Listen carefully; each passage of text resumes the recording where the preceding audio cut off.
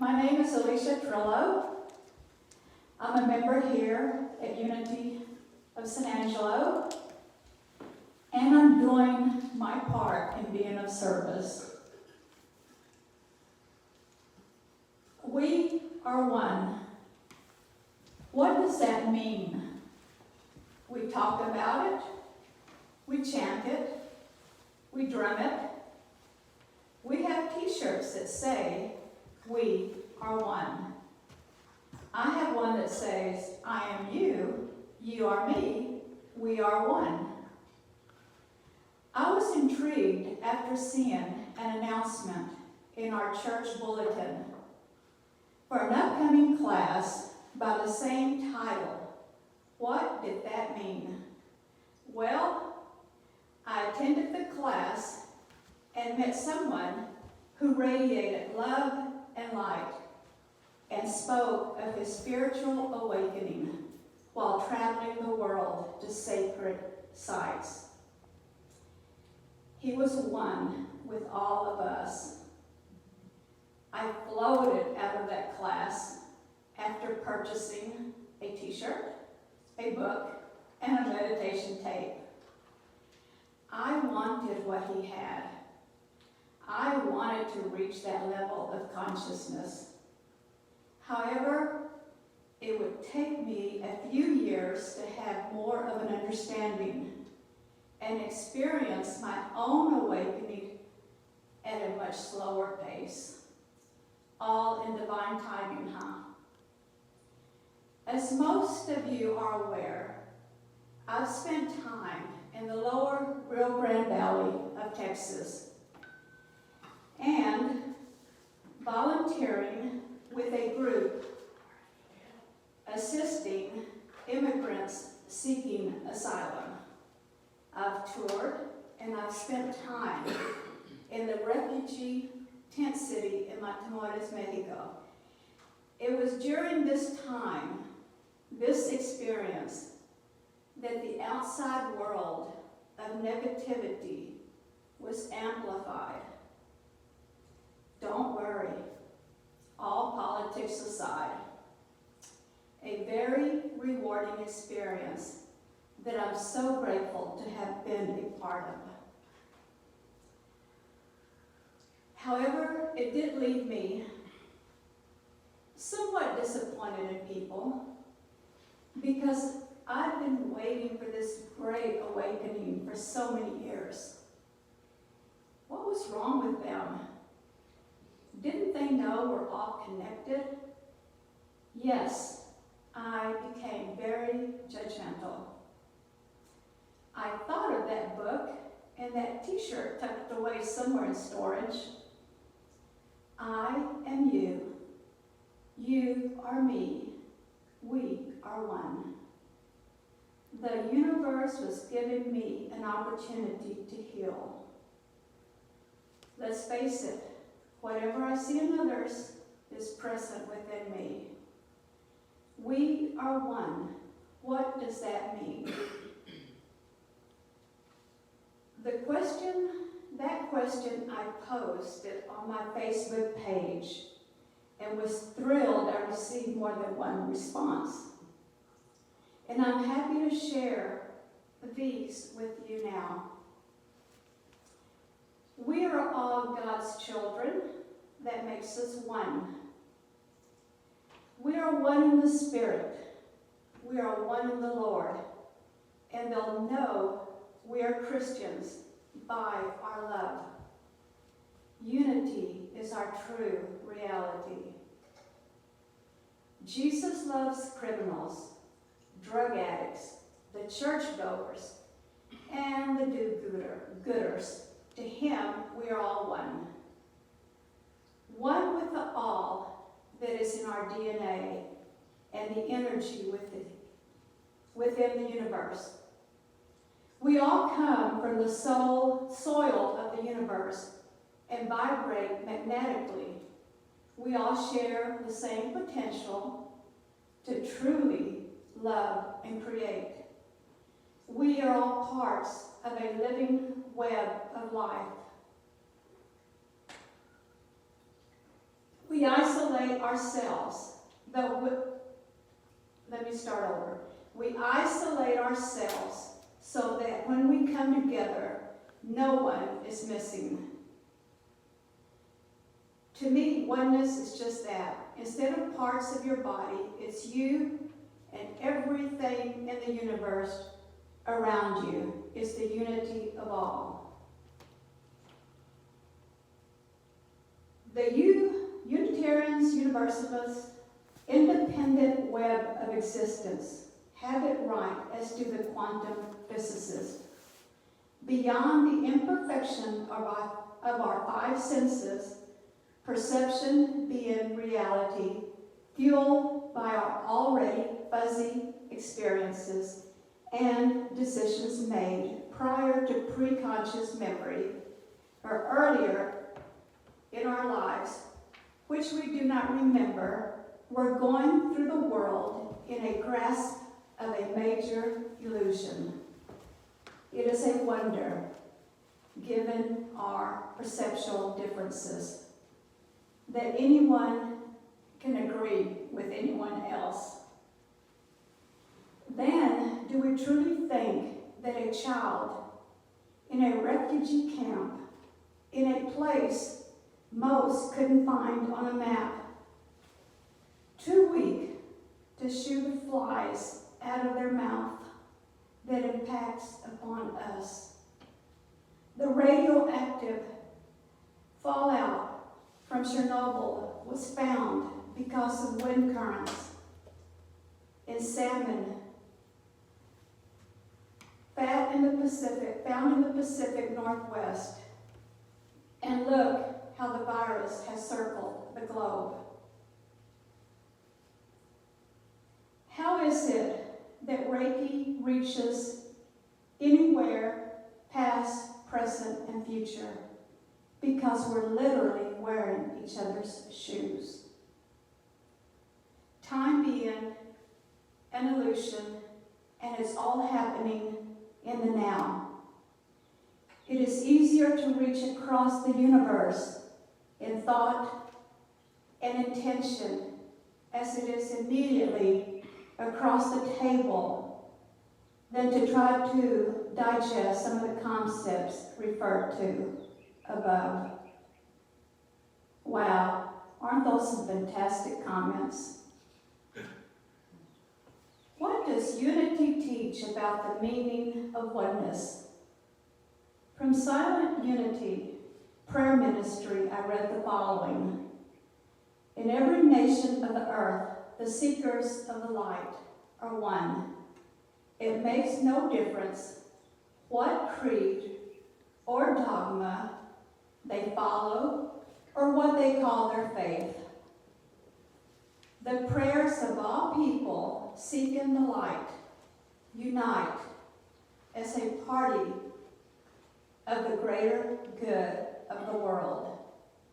We, as seekers of the light, are united in an invisible faith in mankind. We know that good shall be victorious and that nothing can defeat it. We are all embodiments of the Christ Spirit, and we show up in this life in many different ways. Our physical bodies, our age, and the way that we see the world. And understand it. It is different for everyone. That's a good thing. Can you imagine how dull life would be if we were all the same in every way? I recall visiting a church several years ago. I sat down at the end of a row when a lady walks up to me and very rudely proclaims, "You have my seat." "I do?" "Yes. I sit here every Sunday." I thought to myself, you show up every Sunday and not learn kindness. I see no name tags on these seats, but I smiled, didn't say anything else, and of course, I just moved elsewhere. Jesus said, "Don't claim that you love God and hate your neighbor. That's hypocrisy." I've heard several spiritual teachers interpret that to mean you don't know love if you don't know oneness. Yep, that makes sense to me. I love you, but I don't love you. Love and God are synonymous. How can you love some and not another? And I ask myself that very question often. God is love, and love is complete. So, as you can see, I've got all those good talking points down. We're one. Everything is connected. When we say we are one, we are affirming that we are all children of God, and as such have the same direct access to divine mind, and it's all loving guidance if we are willing to listen. What I'll be sharing next, I thank my friend Barry. I called him and said, "Remember how you talked about the legend of the fall, our false sense of separation from God? Could you write me a little paragraph so I can include it in my service?" He gave me so much more than a paragraph, and I am so appreciative. Because once I read it in print, it became so much more meaningful, and I hope it helps you as well. A Course in Miracles, which I know many of you are familiar with, has influenced several writers, one of them being Gerald Jamholsky. He authored several influential books, including Love is Letting Go of Fear and Saying Goodbye to Guilt. These writings is where the concept from A Course in Miracles is introduced in a manner very easy to understand. For those not familiar with A Course in Miracles, I found the following. A unique spiritual self-study program designed to awaken us to the truth of our oneness with God and love. Very, very basically, A Course in Miracles teaches long ago our human race accepted a false belief of our separation from God. Before that event occurrence in the beginning of the first male and female lived in paradise. However, Eve did something and influenced Adam to do something. And we're all familiar with this. Eat an apple from the tree of the knowledge of good and evil. And that act so angered God, having disobeyed his injunction. They were to be banished from the garden. Thereafter, they were to be clothed, ashamed of their bodies. We were to be born in pain. History, as we know it, began at that time of our perceived separation from the divine. The kingdoms of the planet, humans and animals, had lived in harmony, but no longer. This takes a similar form among the world's religions indigenous cultures. It manifests in a legend or myth in all cultures around the world, around the globe, including those who've never seen a European, with our biblical teaching grounded in Genesis.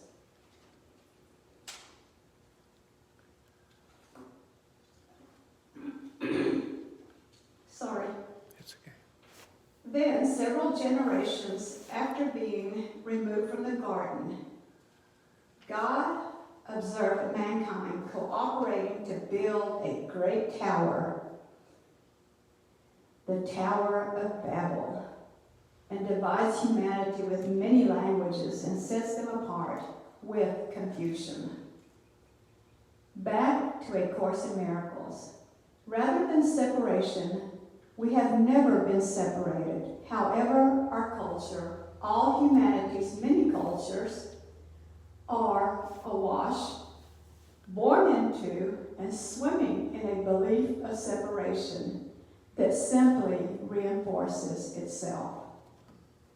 It is in the very air that we breathe, and in the lessons, indeed, very subtly taught in our religious and secular educations. It takes the form of patriarchy. Many cultures keep women in their place and unrelenting blame for the alleged act of Eve. It is as if a fish is able to distinguish a reality beyond the confines of the water, regardless of the size of its container, pond, or oceans.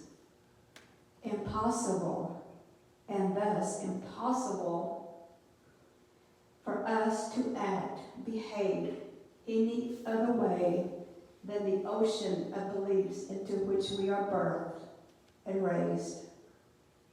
However, A Course in Miracle structures its lessons and thus the student's mind to unravel the false belief system and accept the truth. The truth being that we've never been separated from the divine. Basically, our egos see fear and act to protect us. However, the reality of fear is an illusion, as old as the false belief of our separation. Love or fear, choose. There is only love.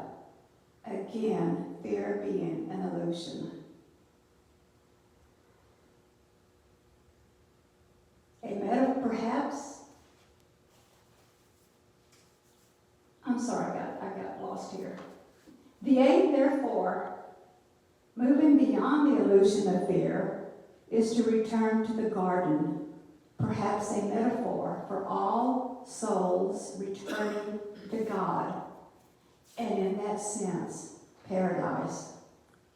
None will do so until we are ready, regardless of the countless generations. Given that all cultures of the planet have a similar origin story, what happened in the long-forgotten ancient part of humanity to create that sense of separation, to build upon what Western Judeo-Christian culture calls the legend of the fall. Clearly something did. Likely remaining is a primitive memory becoming a story, much like a party game, told and told around the table, that the first actual statement has been twisted, reworked, modified, and ultimately reality has been forgotten. Finally, as an add-on, the purpose of ritual. All rituals, religious or otherwise, or said to be an effort to remember. Remember, yes, remember. And by doing so, the practice or practices underline the myth of reality. Ultimately, return to the garden. Let's return to the garden. Namaste.